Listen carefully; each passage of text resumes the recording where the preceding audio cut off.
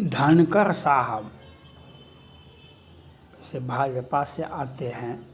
वे प्रबल प्रवक्ता थे। जब भी वे पश्चिम बंगाल के राज्यपाल थे तो उन्होंने कस के ममता बनर्जी पर आरोप लगाया। वे कॉलेजियम सिस्टम का विरोध खूब कस के किए। कॉलेजियम सिस्टम का विरोध खूब कस के किए। आज उपराष्ट्रपति हैं और राज्यसभा में उपसभापति हैं, सभापति हैं, तो आज उन पर अविश्वास प्रस्ताव लाया गया। विपक्ष का काम ही है सत्ता पक्ष को घेरना, यह उनका नैतिक अधिकार है, उनका मौलिक अधिकार है। इस पर किसी प्रकार का टिप्पणी आप नहीं कर सकते हैं। लेकिन जहाँ पर आग है वहाँ पर धुआं है, जहाँ पर धुआं है वहाँ पर आग है। सच्चाई कुछ छुपती, कुछ दिखती है, तब कुछ अनुमान लगाया जाता है, वैसे अनुमान नहीं लगाया जाता है। ये मोदी जी पर टारगेट है, ये टारगेट मोदी जी पर है। मोदी जी को 240 ही है। मोदी जी को भाजपा को लोकसभा में 240 ही है। तो मोदी जी को क्या करना चाहिए? जब श्रीमती इंदिरा गांधी की हत्या हुई थी 1984 में, उसके पहले ब्रिटेन के पत्रकार ने पूछा था उनको, जो आप अपने सुरक्षा के प्रति चिंतित क्यों नहीं हैं? उस वक्त खालिस्तान का पूरे देश में हवा था। ब्रिटेन, कनाडा, पाकिस्तान, सब जगह खालिस्तानियों का, सिख उग्रवादियों का तांडव था। तो श्रीमती इंदिरा गांधी का सुरक्षा प्रधानमंत्री हैं तो सुरक्षा तो उनका रहेगा। तो लेकिन जो हुआ वह आपने देखा, जो हुआ 1984 को क्या हुआ वह आपने देखा, दुनिया ने देखा। उनके ही सुरक्षा कर्मी ने उन पर गोलियां चला देते। आज प्रधानमंत्री को बात पराई की मत पूछो, हमें अपनों का है भय। बात पराई की मत पूछो, हमें अपनों का है भय। हम प्रधानमंत्री के भी उम्मीदवार हैं और इनके सहयोगी दल प्रधानमंत्री के भी उम्मीदवार हैं। 14 वाले 24 में सत्ता शपथ ग्रहण नहीं करेंगे। वह बिहार से ही आवाज गया था। तो प्रधानमंत्री को सचेत होना चाहिए, योगी जी को आगे आना चाहिए, योगी जी को आगे आना चाहिए, मोदी जी को सचेत होना चाहिए। आपकी सरकार के लिए 273 चाहिए, आपकी सरकार के लिए 273 चाहिए। 273 क्या 274 आपके पास में है, लेकिन थोड़ा सा दिमाग को मजबूती से रखना पड़ेगा, थोड़ा सा कूटनीतिज्ञ का सहारा लेना पड़ेगा और अपना भय दिखाना पड़ेगा। बिना भय बिनु होय नहीं प्रीति, भय बिनु होय नहीं प्रीति, प्रीति बिना न भक्ति दिधाई, तेहि बिनु दर्वन है राम, राम कृपा बिनु सपने हो जीवन अल्लाह विश्राम।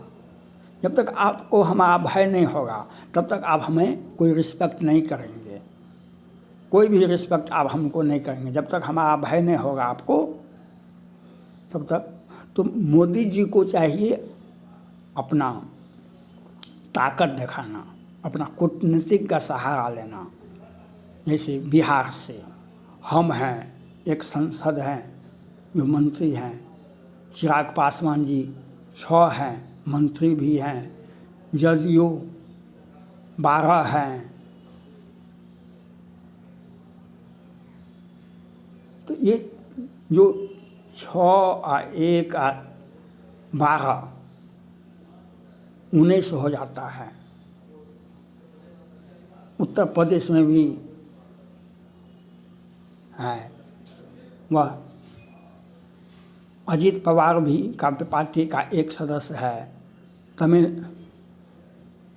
वहाँ पर आंध्र प्रदेश में भी 15-16 सदस्य हैं जो भाजपा के बैसाखी पर जीते हैं।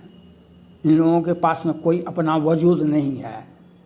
जो भाजपा के, तो इन सभी पार्टी के मंत्री तो हैं ही जो मांग करते हैं।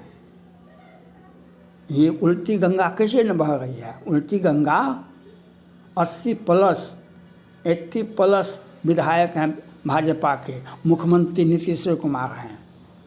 तो आपको हम समर्थन दे रहे हैं, आप यह कह देते हैं कि हम भाजपा सब भाजपा के लिए साथ रहेंगे। ये कहने से क्या मतलब है? ये कहने से, चालाकी से क्या मतलब है? मोदी जी को चाहिए, योगी जी को चाहिए, सभी सहयोगी दलों के सांसद को भाजपा में मिला लें।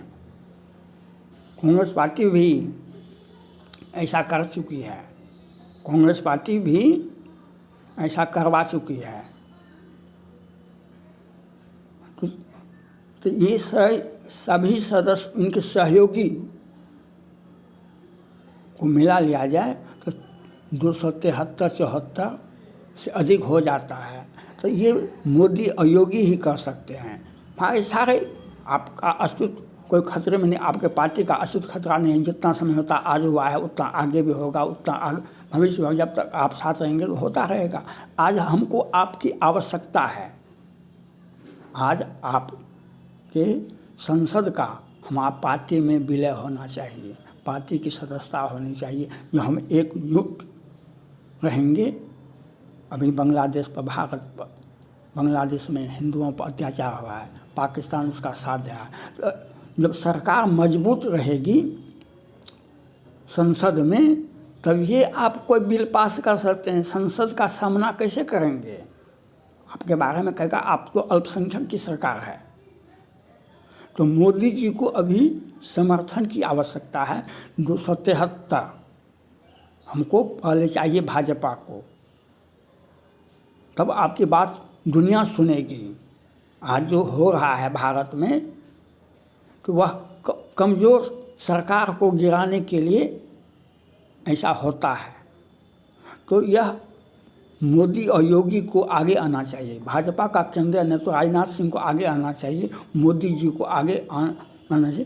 भाई इन सांसदों को आप मंत्री बना दीजिए, इनको और मंत्री बनाइए, इनके कोटा में और ज़्यादा है, लेकिन सबों को साथ लाना पड़ेगा। मोदी जी के नेतृत्व में ये भाजपा के सहयोगी दल हैं, उनको सभी को, चाहे जदयू हो कि चिराग पासवान हो कि हम पार्टी हो कि अजीत पवार की पार्टी हो कि प्रफुल्ल पटेल जी की पार्टी हो, जितने भी संसद आपने, जितना भी आपका सहयोगी दल है, वे सारे संसद को भाजपा का नेतृत्व दिलाना चाहिए। इसमें आपको कठोरता से और कूटनीतिक दोनों का सहारा लेना पड़ेगा। कठोरता से भी और कूटनीतिक का भी सहारा लेना पड़ेगा। जो आपका जब प्रचंड बहुमत, मिनिमम बहुमत होता है, 273 मिनिमम बहुमत होता है, उसके बाद ही सरकार बनती है। तो हमको 273 तो आसानी से इनके पास में है। अब उनको साथ लाना मोदी जी का कर्तव्य है, योगी जी का कर्तव्य है, केंद्रीय नेतृत्व का कर्तव्य है। क्योंकि जब तक आपको अपना पार्टी का जब तक 273 सदस्य नहीं होगा, तो आपकी आवाज़ हम अनसुना करेंगे, आपका आवाज़ को हम अनसुना करेंगे। चाहे देश में हो या देश में विपक्ष का हो या दुनिया को, आप स्ट्रॉन्ग आवाज़ नहीं दे सकते हैं, आपके आवाज़ को अनसुना कर देंगे। कमज़ोर सरकार, वह देहात में नहीं कहा जाता है कमज़ोर की पत्नी सभी की भाभी होती है। तो कमज़ोर पार्टी हो जाएगा भाजपा, सरकार कमज़ोर पार्टी हो जाएगी, मोदी जी कमज़ोर हो जाएंगे। वह जो कहते थे 56 इंच का सेना है, 56 इंच का सेना है, सब कुछ ठीक है, इसके पहले हमने डोकलाम में, गलवान में, तवांग में चाइना को पीट पीट के ठीक कर दिया। तो हमारा वहाँ प्रचंड बहुमत था, हमारा वहाँ प्रचंड बहुमत था। आज हमारा बहुमत नहीं है संसद में हमारी पार्टी को। तो अब इस परिस्थिति में सभी सहयोगी दलों को आगे आना चाहिए, चाहे हम पार्टी हो या चिराग पासवान हो, या जदयू हो कि अजीत पवार जी हो कि जो पटेल जी का हो, जो भी पार्टी सहयोगी पार्टी है भाजपा को, उनको आगे आना चाहिए। हम मोदी जी आप समर्थन देंगे, हम लड़ाई नहीं होगा तो आप समर्थन लेकर क्या कीजिएगा? हम किसी से नहीं लड़ेंगे, महात्मा गांधी की तरह हम हो जाएंगे भाई आप ही सही कहते हैं, हमसे गलती हो गया, हमसे गलती हो गया तो गलती तो कोई। महात्मा गांधी ने क्या किया था? वह जब चोरा चोरी कांड हुआ, महात्मा गांधी अनशन पर बैठ गए, कहा कि नहीं। जब महात्मा गांधी को मौका मिला 1942 में, तब उन्होंने कहा अंग्रेजों भारत छोड़ो। जब अंग्रेजों भारत छोड़ो, उसके पहले नारा क्या दिए थे महात्मा गांधी जी ने? भारत बहुत बड़ा देश है, आप भी रहिए, हम भी रहते हैं। राजनीति करने का आप भी राजनीति कीजिए, हम भी करते हैं राजनीति। पहले ये कहे महात्मा गांधी जी ने, और 1942 में जब भारत जाग गया, कहा कि गो आउट, अंग्रेजों भारत छोड़ो। तो आपको अपना नीति और नियामक बदलना पड़ता है, हमको अपना नीति और नियामक बदलना पड़ता है। अगर पागल हाथी आ जाए सामने में तो आपको छुपना होगा, भागना नहीं होगा, छुपना होगा हर हाल में। तो आपको यह परिस्थिति मोदी जी के साथ है अभी, इसलिए उनके सहयोगी वही कर सकते हैं, योगी कर सकते हैं। भाजपा का केंद्रीय नेतृत्व को इसमें आगे आना चाहिए, जो सभी सहयोगी दलों को अपने पार्टी में भाजपा की सदस्यता दिलावे। पार्टी का कोई अस्तित्व खतरा में नहीं पड़ेगा, पार्टी और मजबूत होगी। और जो चाहेंगे उसको मोदी जी देंगे, 4 मंत्री नहीं 6 मंत्री हो जाएगा एक पार्टी का। लेकिन मोदी जी को अगर समर्थन नहीं मिलता है तो मोदी जी की सरकार कमज़ोर होती है। और अभी जो परिस्थितियां हैं देश में, अब देश के बाहर बांग्लादेश हमें चुनौती दे रहा है। जो बांग्लादेश, शेख हसीना साहब बहुत अच्छे जुझारू नेता थे, वह मोदी जी से खूब बहुत कुछ लिए। और आज पाकिस्तान की जनता का जो वार्षिक आमदनी है उससे कई एक गुना अधिक बांग्लादेश की जनता का है। व्यक्तिगत आय हर बांग्लादेशी का बहुत अच्छा है, पाकिस्तान की चाइना से भी ज़्यादा है। लेकिन आज बांग्लादेश हिंदुओं को मार रहे हैं। हिंदुओं के मोदी के सौजन्य से बांग्लादेश एक मजबूत राष्ट्र बना। लेकिन शेख हसीना के नेतृत्व में बांग्लादेश बहुत विकास किया, लेकिन आज बांग्लादेश को शेख हसीना को भगा दिया गया। तो ये परिस्थितियाँ होती रहती है कि ये परिस्थितियों से लड़ने के लिए आपको आत्मबल चाहिए। तो आत्मबल महिलाएं थी तो ये उनको भागना पड़ा। तो हमको मोदी जी का आत्मबल अभी कमज़ोर होगा, क्योंकि 244 ही सदस्य हैं। इसलिए आपको हर सहयोगी दलों को चाहिए आगे आकर के, और मोदी और योगी और भाजपा के केंद्रीय नेतृत्व को चाहिए वह अपने में पार्टी को, इस सहयोगी दलों की संसद को अपने पार्टी में मिलावें।